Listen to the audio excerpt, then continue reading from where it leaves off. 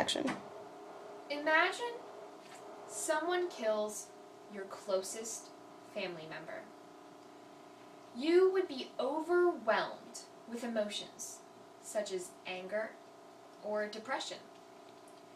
You would constantly be searching for an answer to the question, why them? Also, you would want to find justice for the one you have lost. In today's society, it is often debated whether the death penalty is an effective method in solving crime and providing justice. The death penalty is effective in deterring crime and providing justice for the victims. The possibility that committing a crime could result in death is a much fiercer punishment for offenders. The knowledge that a criminal will certainly be killed if they commit the offense is naturally a preventative for the crime. Humans have the inherent desire to protect their own lives. Many people would put their own life before someone else's. By using the death penalty more liberally, more crimes will be deterred.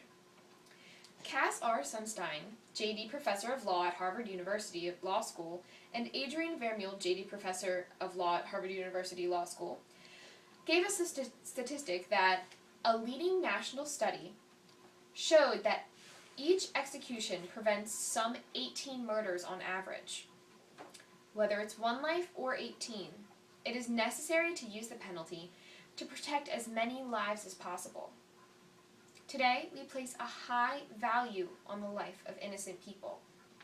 There is no doubt that by actively using the death penalty in contemporary society, a murder can be deterred and innocent lives spared. Beyond the offender, the death penalty provides justice for victims and their families.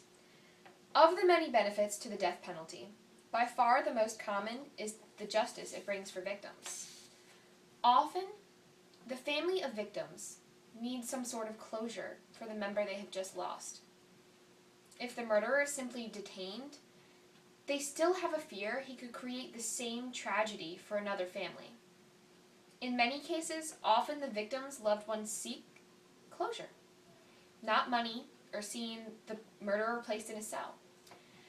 Many people who are also murderers commit more than one murder. It is not often that just one person is killed by them. So by just detaining them, we can't ensure that they will never do this again. Michael Levin offered a hypothetical case of terrorism in which they kidnapped newborn babies. He then shared the results on whether the mothers of those newborn babies would wish the terrorists to be subject to the death penalty. Everyone who participated responded with yes. That's a clear example of how people react when someone very near and dear to them, their own child, is subject to the crime. In modern society, there are many brutal ways in which one person can take another's life. Therefore, the death penalty is essential in providing the justice for victims and their families. The death penalty in the United States is necessary in our society. It assists as a crime deterrent and in providing peace of minds for the victims. Though some say the death penalty evokes a question of morality, it cannot compare to the damage left to the victim.